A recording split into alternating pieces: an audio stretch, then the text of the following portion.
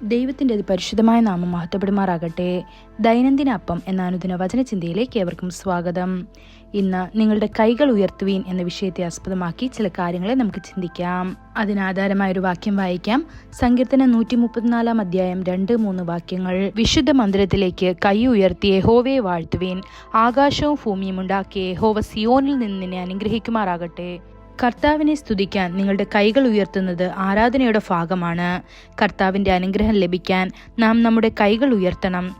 ഇത് 1 തിമോഥെയോസ് 2 അധ്യായം 8 വാക്യത്തിൽ കാണപ്പെടുന്നു. അവന്റെ സഹായത്തിനായി കർത്താവിങ്കിലേക്ക് കണ്ണുകൾ ഉയർത്തുന്നതിനൊപ്പം അവന്റെ അനുഗ്രഹങ്ങൾ സ്വീകരിക്കാൻ നാം നമ്മുടെ കൈകളും സ്തുതിക്കായി ഉയർത്തണം. നമ്മുടെ കൈകൾ ഉയർത്തുന്നത് കീഴടങ്ങളുടെ ഒരു പ്രവൃത്തിയാണ്. ദൈവത്തിന്റെ സാന്നിധ്യത്തിൽ അത് നമ്മെ തന്നെ താഴ്ത്തി അവന് പൂർണ്ണമായും കീഴടങ്ങുന്നതിനെയാണ് സൂചിപ്പിക്കുന്നത്. അതവന്റെ കാൽക്കൽ വീണ് കർത്താവെ ഞാൻ ഒന്നുമല്ല, നീ എനിക്ക് എല്ലാമാകുന്നു എന്ന് പറയുന്നത് പോലെയാണ്. നിങ്ങൾ 100% കീഴടങ്ങുമ്പോൾ നിങ്ങളുടെ ജീവിതത്തിന്റെ പൂർണ്ണ ഉത്തരവാദിത്തം കർത്താവ് ഏറ്റെടുക്കും. തീർച്ചയായും അവൻ ഒരു അത്ഭുതം നിങ്ങൾക്ക് വേണ്ടി പ്രവർത്തിക്കുകയും അനുഗ്രഹിക്കുകയും ചെയ്യും. ഒരിക്കലൊരു ടെലിവിഷൻ പ്രക്ഷേപണത്തിൽ ഇറാഖി സൈനികർ അമേരിക്കൻ സേനയ്ക്ക് കീഴടങ്ങുന്നത് ഞാൻ കാണാനിടയായി. അവർ 3 കാര്യങ്ങൾ ചെയ്തു.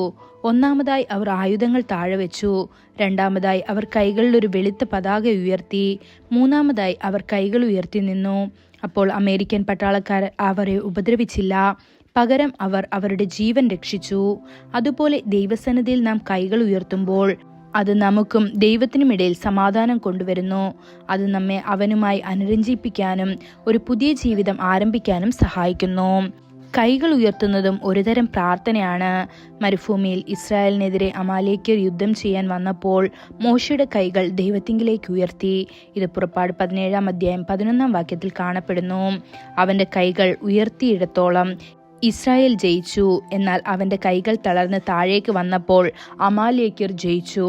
അതുകൊണ്ട് പുരുഷന്മാർ എല്ലായിടത്തും കോപവും സംശയവും ഇല്ലാതെ വിശുദ്ധ കൈകൾ ഉയർത്തി പ്രാർത്ഥിക്കണമെന്ന് ഞാൻ ആഗ്രഹിക്കുന്നു എന്ന് 1 തിമോഥെയോസ് 2 അധ്യായം 8 വാക്യത്തിൽ കാണപ്പെടുന്നു.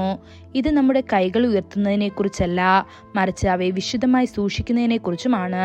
പ്രാർത്ഥനയിൽ വിശുദ്ധ കൈകൾ ഉയർത്താൻ ബൈബിൾ നമ്മോട് പറയുന്നു. നമ്മുടെ കൈകൾ ഭാര്യയെ അടിക്കുന്ന കൈകളോ മറ്റുള്ളവർക്കെതിരെ കോപത്തോടെ നീട്ടിയ കൈകളോ കൈക്കൂലി വാങ്ങുന്ന കൈകളോ ആകരുത്. പ്രിയ ദൈവമക്കളെ, നിങ്ങളുടെ കൈകൾ വിശുദ്ധമായി തുടരേണ്ടത് അത്യാവശ്യമാണ്. അതിനായി ദൈവം നമ്മെ ഓരോരുത്തരെയും സഹായിക്കുമാറാകട്ടെ. കൂടുതൽ ധ്യാനത്തിനുള്ള വാക്യം സങ്കീർത്തനം 24 അധ്യായം 3-4 വാക്യങ്ങൾ. യഹോവയുടെ പർവ്വതത്തിൽ ആർ കയറും? അവന്റെ വിശുദ്ധ സ്ഥലത്ത് ആർ നിൽക്കും? വെടിപ്പുള്ള കൈയും നിർമ്മല ഹൃദയവും ഉള്ളവൻ, വ്യാജത്തിന് മനസ്സ് വയ്ക്കാതെയും കള്ളസത്യം ചെയ്യാതെയും ഇരിക്കുന്നവൻ. ഇന്നത്തെ ബൈബിൾ വായന: രാവിലെ ഉത്തമഗീതം 1, 2, 3 അധ്യായങ്ങൾ. വൈകുന്നേരം ഗലാത്യർ 2 അധ്യായം. ആമേൻ.